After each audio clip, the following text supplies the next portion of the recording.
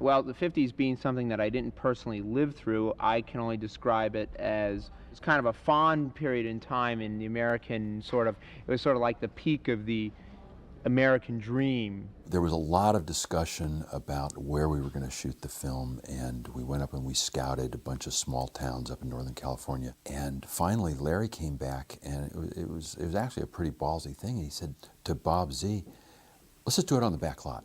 Very few films have been done in this period as of this date. This is going back to a period that people think is too recent to become a period film, and yet we've tried to give it a real period look. Nobody'd shot on the town square at Universal Backlot for a long time. And in retrospect, it was a brilliant idea. We could create a town that was contemporary for the beginning of the film, and then go back and change it to our whim, make it still the same, but do anything we wanted to it. Universal's backlot still to this day is, I mean, it's the last great backlot. When I started working there, I used to get the guards to let me in on Sundays so I could just walk around by myself around the backlot, because I couldn't believe that anybody had given me a job working there. So I just walk around there on a Sunday and go, oh, this is so cool.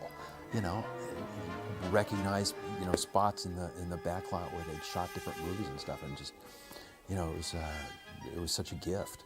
You couldn't shoot, you know, one version and then you needed time to change it over to the other version. Then you couldn't say, oh, I forgot that one thing, you know. I mean, we had to go back to do it. So we really had to think it out. We did the 50s first and then changed it over to the 80s, which is an easier process than doing it the other way around. We just had a lot of facades sort of pre-built so that we could change over the various stores. Bob Z and Bob Gale just, you know, absolutely loved that stuff. We'd make long lists of anything we could possibly think of that we could justify, and what would be the fun changeover for those things. What's that thing he's on? It's a board with wheels. He's an absolute dream. We tried to come up with a sort of an optimistic, sort of colorful palette for the 50s stuff. What we based a lot of it on were the color chips that we got for the different car manufacturers from that period. Our times are defined by the products and the brands that we use. We specifically went after brands that had different logos. Pepsi-Cola was better than Coca-Cola because the Pepsi logo in the 50s was vastly different than the Pepsi logo in the 80s, whereas the Coca-Cola logo hasn't ever changed.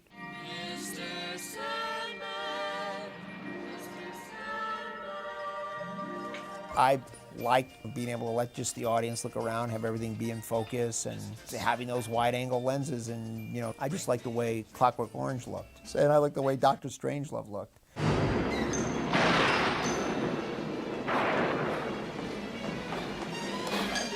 The most challenging special effects sequence of this movie is when a lightning bolt strikes.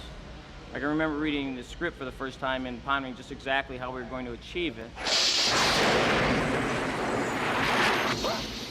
The way it was described in the script, it was like, and the largest lightning bolt in cinematic history descends from heaven and hits the clock tower. And I thought, yeah, that sounds like a challenge. I want to go for something like that. It's very easy to write and sometimes hard to achieve, but I think we have some tricks up our sleeve yet.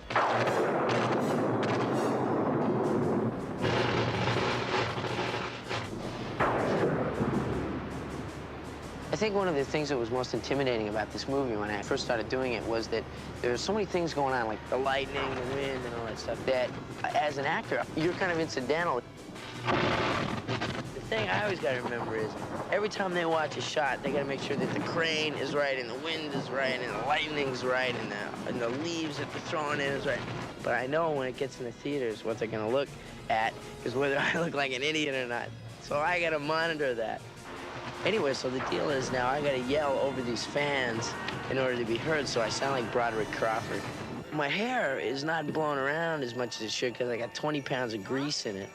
And so basically I'm dying out there, but it looks great, they keep saying. It looks great.